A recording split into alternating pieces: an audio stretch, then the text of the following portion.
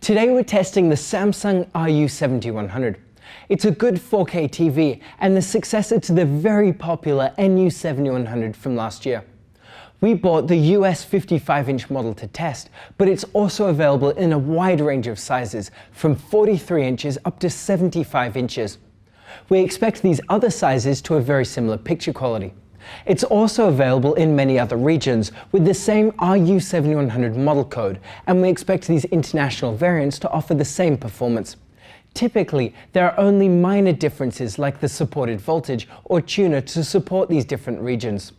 In this review, we'll start by looking at the design of the TV and then go on to our picture quality tests. We'll look at the motion handling and input lag and then compare to competing models which are currently available.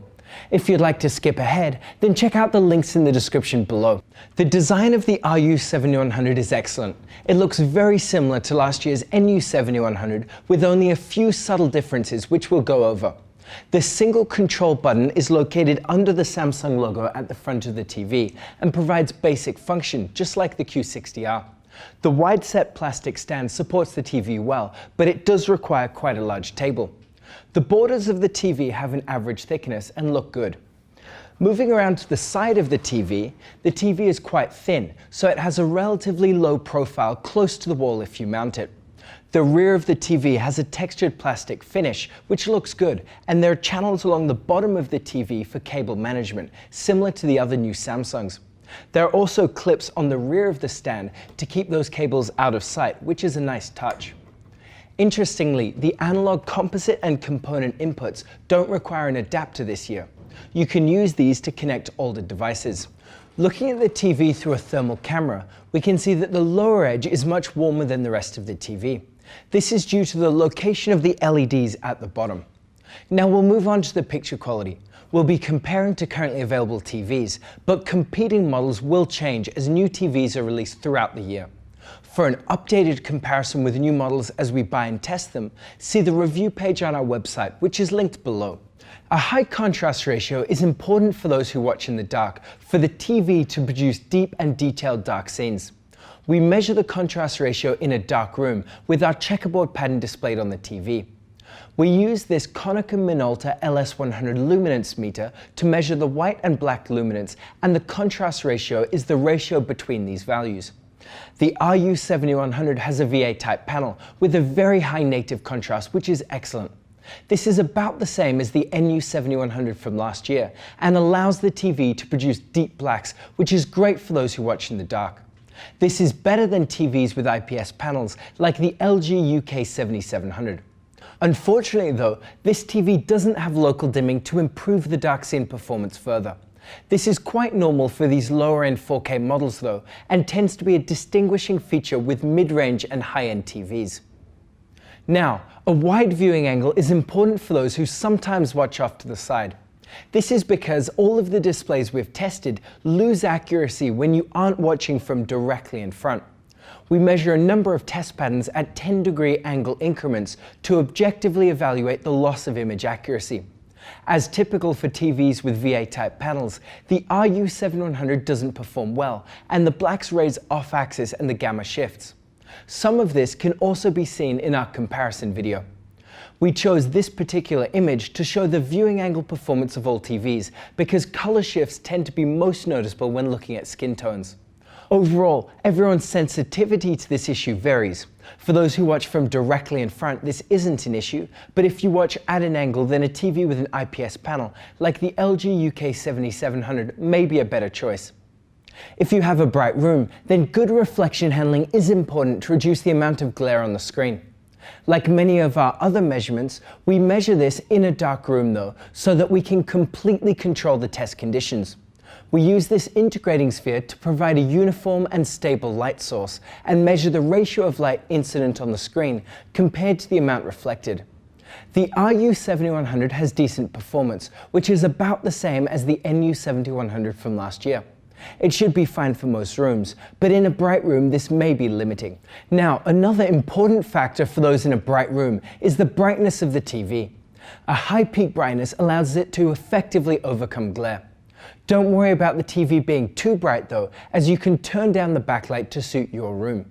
At about 270 nits for large white windows, the Ru7100 has a decent peak brightness, which is in the same ballpark as the NU7100 from last year. It should be fine for most rooms, but in a very bright room it may be limiting. If you watch HDR content, then a high peak brightness is also necessary to take advantage of brighter highlights possible in HDR. Our HDR real scene peak brightness is the best measurement to correspond to real content. Unfortunately, the Ru7100 can't get bright, so highlights won't stand out in the way the director intended. Another advantage of HDR content is the ability to display more saturated colors, such as vivid highlights. To display these well, a TV requires a wide color gamut. We measure this by sending a fully saturated Rec 2020 wide color gamut signal to the TV and use a colorimeter to take measurements. While the Ru7100 can display more vivid colors than some SDR TVs, it isn't enough for us to classify it as a wide color gamut. This is about typical of most low-end models, including the NU7100 from last year, and is disappointingly less than the TCL 6 series. We also take a photo of each screen's uniformity on our 50% grey test pattern. This does vary between units, but we usually find that the unit we buy tends to be representative of most people's. This is because it indicates the level of quality control of manufacturers and any uniformity issues which are a result of the type of technologies used. While this photo is only of a grey image, it shows how uniform the screen is regardless of the specific colour shown.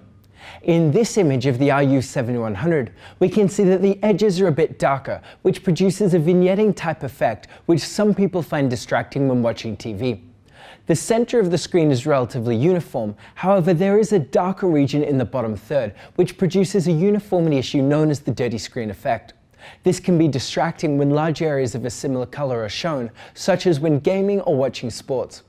This is about the same as the NU7100 from last year, and is better than the TCL 6 series, which was notorious for having uniformity issues, which vary significantly between units.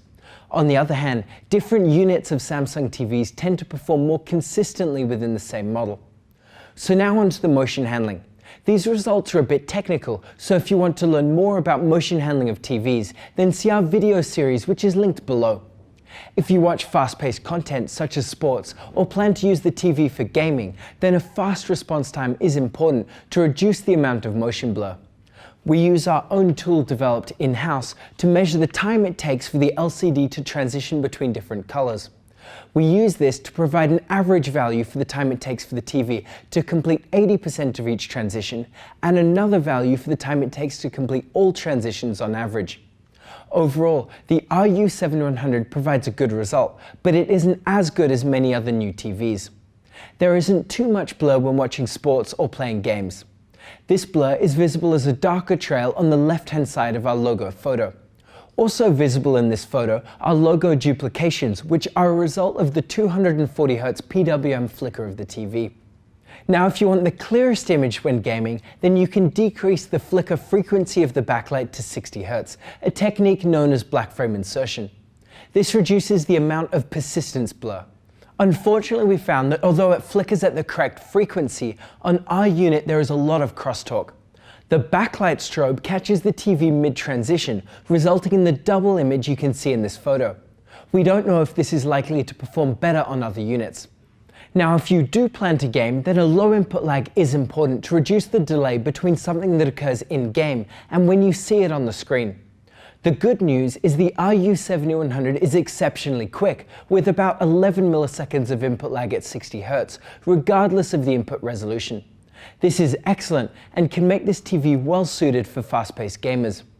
This TV also supports the auto low latency mode feature, so a game console like a new Xbox can trigger the TV to automatically enable low input lag when you open a game.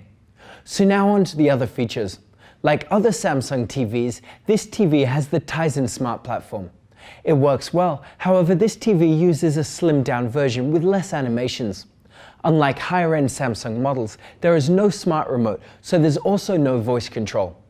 Overall, it's decent and should be fine for most people, but like other Samsung TVs, there are ads or sponsored content around the smart platform. We also test the sound of each TV by measuring the frequency response and distortion in our controlled testing room. The Ru7100 performs almost identical to the NU7100 and can get decently loud, but it may not be enough for large or noisy environments. It can't produce deep bass, but can produce clear dialogue. If you care about sound, then it may be worth getting a soundbar in addition. So overall, the Ru7100 is a decent budget 4K TV. Not a lot has changed from the Samsung 7 series for a few years, and this TV is no exception. It offers very similar picture quality and performance to the NU7100 from last year. The input lag is a few milliseconds lower, and it supports auto low latency mode for gamers, but otherwise it's almost the same TV. The TCL 6 series is a budget model with impressive features. It offers better performance across the board, and especially for HDR due to the wide color gamut, high peak brightness, and addition of local dimming. If you don't care about these features, then the Samsung may be a safer buy for some though, as it is likely to have better and more consistent uniformity. LG's IPS TVs like the UK 7700 have a different type of panel which offers better viewing angles, so may be a better choice for those with wide seating.